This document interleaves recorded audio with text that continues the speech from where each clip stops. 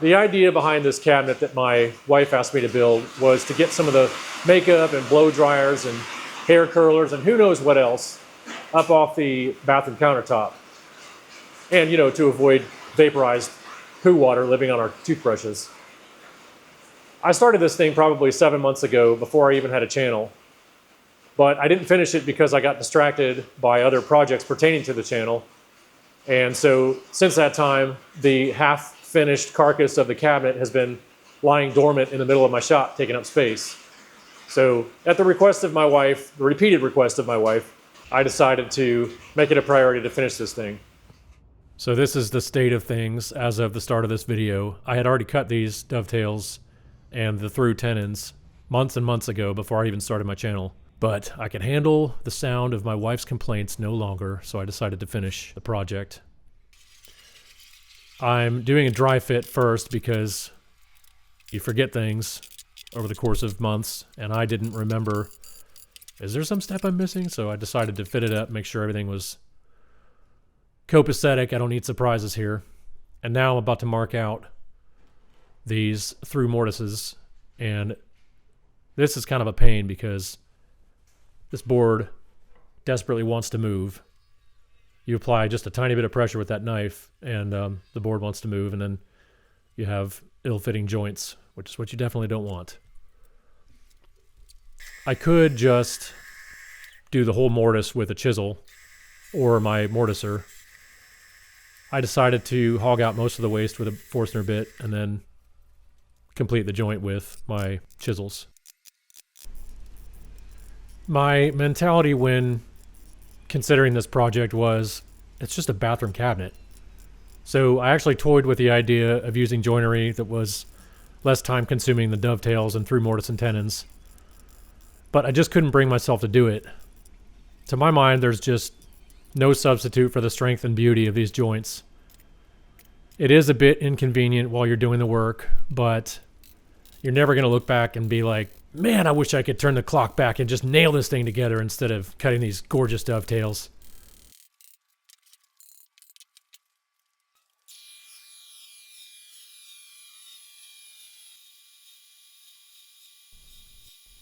Gluing a cabinet up is a fairly stressful time in a woodworker's life, so one thing I like to do is glue up in stages. I essentially do half of the cabinet at a time. I'll assemble half of it, and then I'll apply glue to the other half and then clamp that up. And then once that glue is dry, I disassemble the other half, glue that up, and then reassemble. And I find that it just removes a whole lot of the possible terror and misery that can be associated with a glue up. There's not much that equals the level of despair when you realize that the glue that you've applied has become tacky and you still have yet to assemble the dovetails. As I mentioned before, my original mentality building this cabinet was, it's just a bathroom cabinet. So I used, shall we say, less than perfect material. This is quarter sawn white oak, but it's got plenty of defects in it, and a lot of those defects are kind of on the surface. But when I started continuing this project 5 months later now, I just didn't find it acceptable for video purposes to have all these defects kind of staring me in the face. So I decided to put a kind of face frame on the cabinet, which I didn't originally intend to have, just to cover up some of those blemishes, make it a little more palatable. And I'm really glad I did that. I actually think it's interesting that you can you could still build something very nice with material that's maybe not got quite the level of esteem, I guess, as other material. So you still see plenty of these flaws, and yet the overall effect is that it's a nice cabinet. At least I hope so.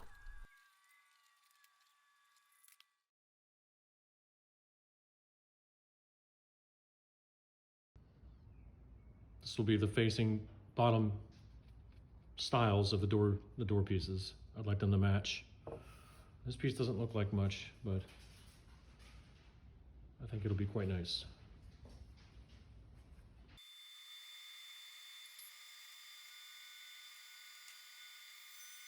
I'm roughing these pieces out with the bandsaw, and then I'll put a straight edge on each of the pieces with a joiner. And then I'll go to the bench and refine this edge with a hand plane. And this takes out all those ripple marks caused by the rotating knives.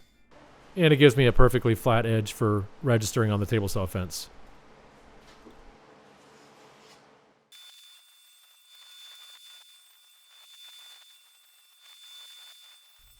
And now I've got the basics of the doors, and I'm just going to mark these out here with my depth gauge. I'm going to cut these joints on the bandsaw. I decided not to do it with a handsaw, but it's still good to have the reference marks. Like, you could just do this without marking these at all. It's good to have the reference marks, though, for final fitting with a hand plane. If I were cutting these with a handsaw, my goal would be to get the joint perfect right off the saw. But the bandsaw is a much more aggressive animal than my handsaw. I feel like I'm one tiny misstep away from all my hopes and dreams getting sucked up into the dust collection system. I can virtually hear my bandsaw taunting me. Come on, take off a little bit more. It'll get the joint to fit perfect. Come on, what are you, scared? Well, yes, I am scared. So I kind of, I cut it a bit proud, and then I use a shoulder plane to really fit it into the bridle joint.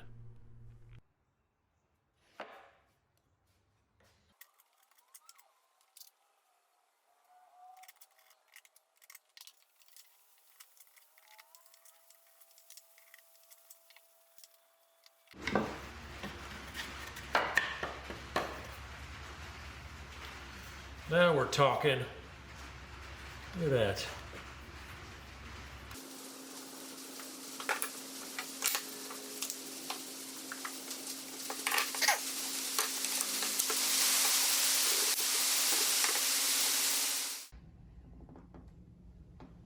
This is my garage lumber stash. It's all stuff that I cut from trees in North Carolina about, I'd say 4 or 5 years ago now. We had a big hurricane come through, I think it was Florence, and a lot of trees were down. And so hopefully there's a match for the panels. I'm looking for something with some nice figure and a match, a book match. Oh, look, we found a book match. And the numbers match. Oh yeah. These don't look like much now. We'll get them. We'll get them straight. Here I'm using my assembled door frames to kind of line up these panels so that they actually look like a book match, which they are. It's interesting that this is a book match. I marked it out when I cut the lumber years ago. But they're different enough to where you almost can't tell. You can tell, spoiler alert, you can tell later when I put finish on it, it's a book match, but it's kind of hard to tell in this format.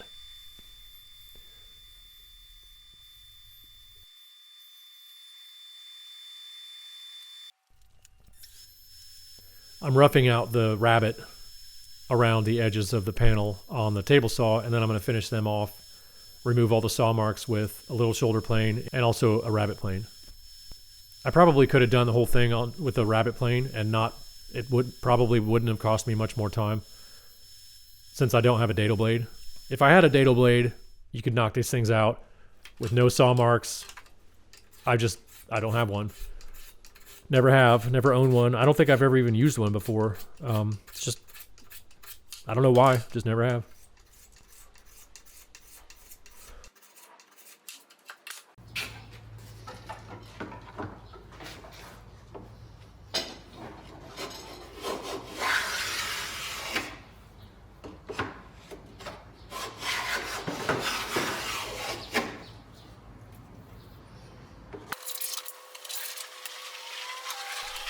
I'm cutting the groove in the rails and stiles of the door frames that the panel is going to ride in.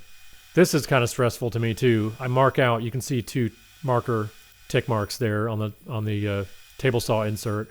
That's to help me know at what point the saw blade is exposed so that I don't overcut, because I don't want to cut into the tenon itself. And then I do a little dry fit, make sure everything fits properly. And I'm going to start sanding these rails and stiles, pre-sanding them. It's a lot easier to sand in most cases, I found, before you assemble things. I used to fully assemble a cabinet and then go about the arduous process of sanding, but you know, this makes a whole lot more sense. One thing to be careful of is to not sand where the joinery is, because ask me how I know this. The joint fits well now, and if you sand it, it won't fit well anymore.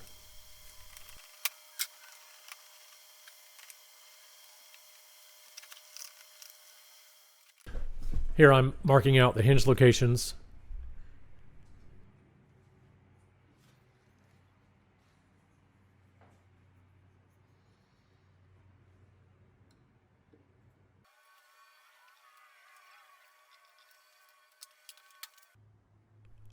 And my method of chopping these hinge mortises is, you can see that my chisel isn't all the way up to that scribed line.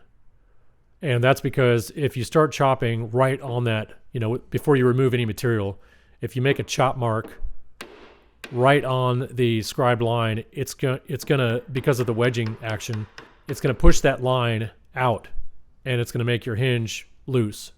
It's not gonna fit in there properly. So what I do is I chop out a little groove there, and then you know, later on after I remove this material, then I can chop down to the line without worrying that it's going to push the line out.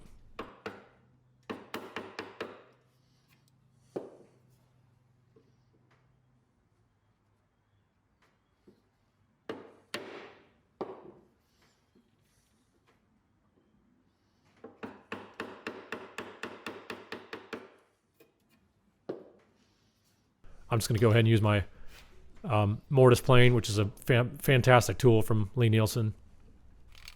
You could set the depth, the final depth, initially. So you could chop all this with a chisel, no problem. But that butt mortise plane takes a lot of the guesswork out when you can use it. You can use it on the doors.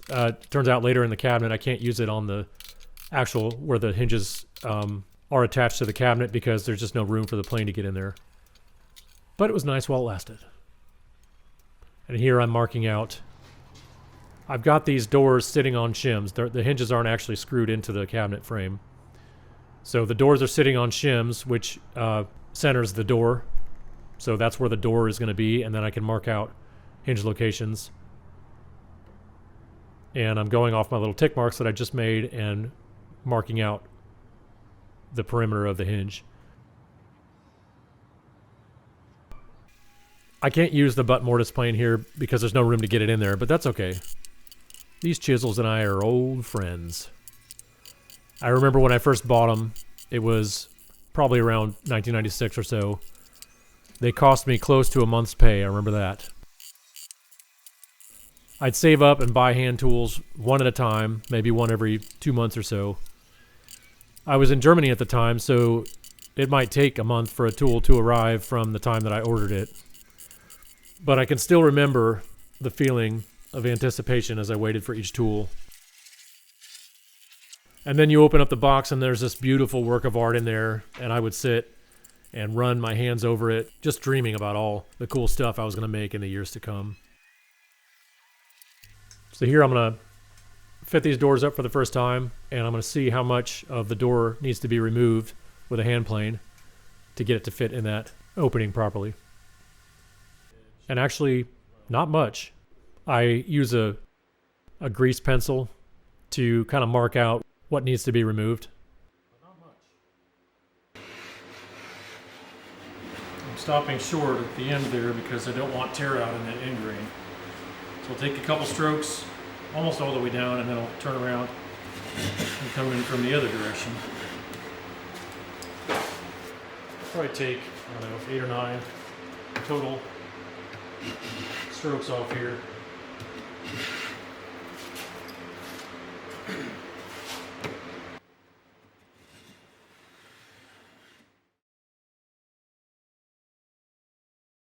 I like the guitar motif that I started with the guitar humidors I built a couple years ago, so that's what I'm going with here with these door pulls.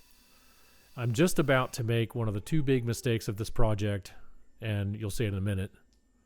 But this is one example of the many mistakes that I make with every project that, you know, I sometimes feel like it's one step forward, two steps back, but you know, that's just the way it goes.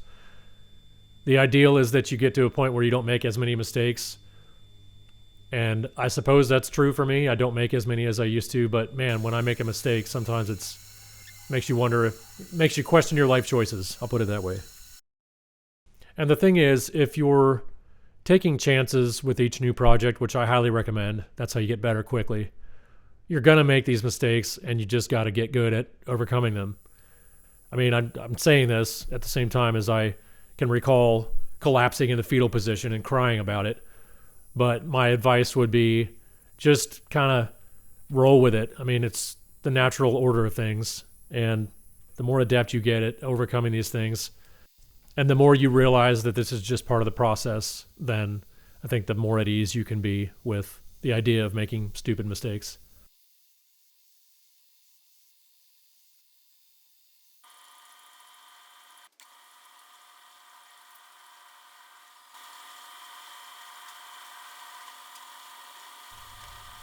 It turns out that as I was marking out the hole locations for the screws, I somehow had missed that there is a giant hole already in this piece of scrap metal. And so that needed to be filled.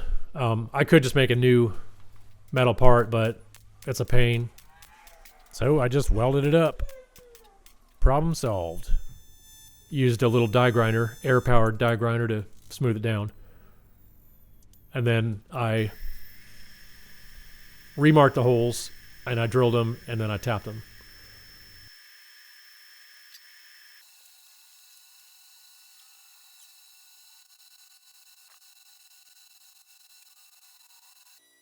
This little air-powered, essentially metal router, it's a metal chamfer tool, is a game changer as well. It allows you to put just a really uniform chamfer on metal that you can't really achieve with other methods. It just lends a bit of refinement that would be hard to duplicate with any other means that I can think of anyway. So I've chopped the mortise for the door handle, and I'm about to drill the holes and fit this thing up.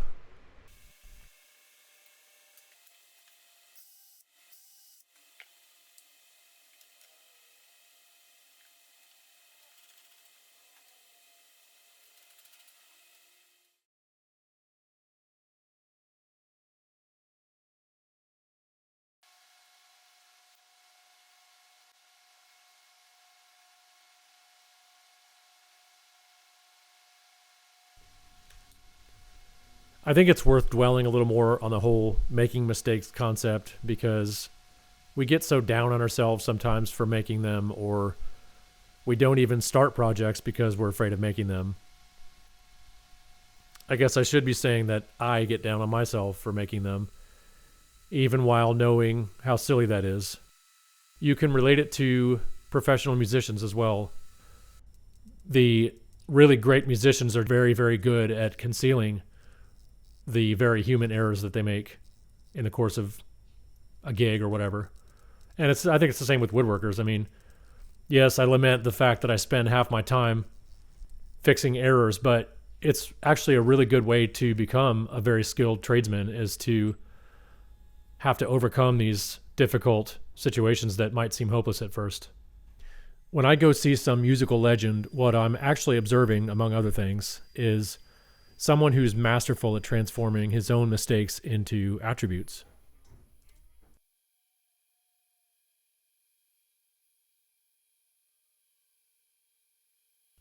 So this is a threaded insert in each door, and I'm threading a post in there that's adjustable, and that's what's going to interact with the magnetic catch and keep the doors closed.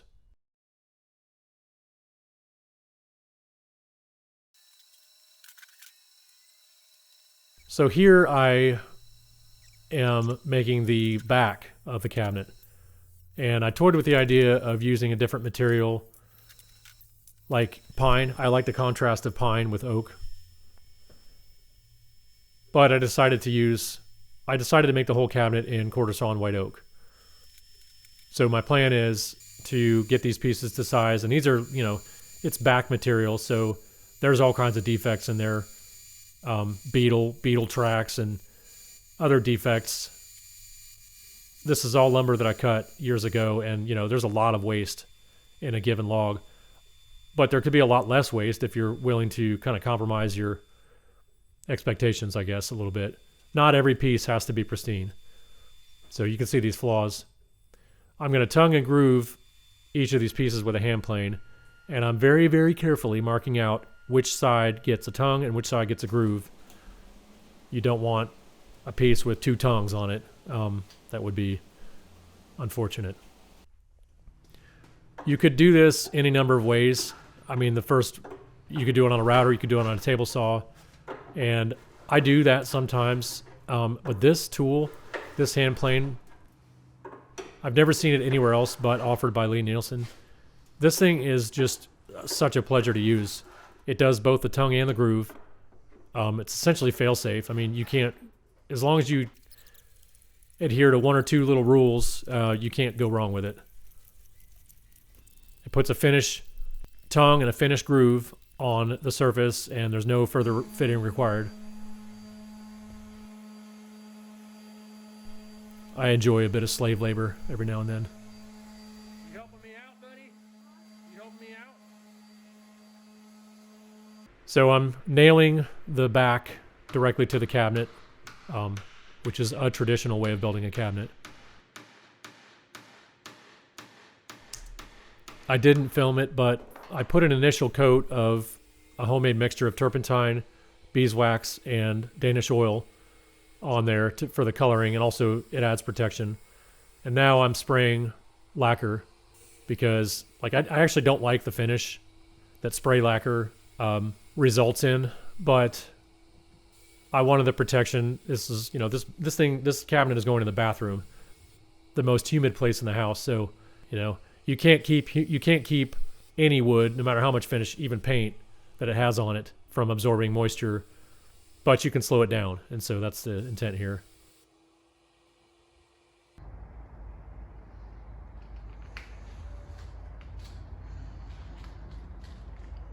There's my little guitar. And there's a retainer chain there. I didn't want there to be, kind of like a car door swinging out. If you just throw it open, you put a lot of stress on those hinges, and I wanted to avoid that with this cabinet. So all the stress is taken up by that chain. And then there is my rotatable post, I guess you call it, that interacts with that magnetic catch, and it's adjustable because it's in a threaded insert. And that way, if there's a expansion or contraction of the wood over the years because of humidity, I can rotate that post in or out to make sure the doors sit where they're supposed to sit. I hope you enjoyed the video. One of the challenges of this thing was there was a lot of footage that had to be pared down to make the video, less than 700 years long. The challenge there is that, what footage to keep without sacrificing clarity. One of the main points of this channel is to attempt to help people that might be aspiring to find what their creative outlet is. I was expressing that concern to one of my buddies, Joey, and he was commenting on the accessibility of some of these videos. And I said, in my opinion, a beginner is only 4 or 5 projects away from making something that's really nice, something that he won't hate in 20 years. And he said, sounds like a great idea for a series. And I was like, yeah. So after I promised my son I would make a birdhouse with him. So after I get done with that, and I'll probably make a video on that, I intend to start a video series with both metalworking and woodworking, where I take willing fellow travelers through a beginning project up through a more advanced project in 4 or 5 stages. So I hope you'll join me for that. And in the meantime, go and make something totally awesome.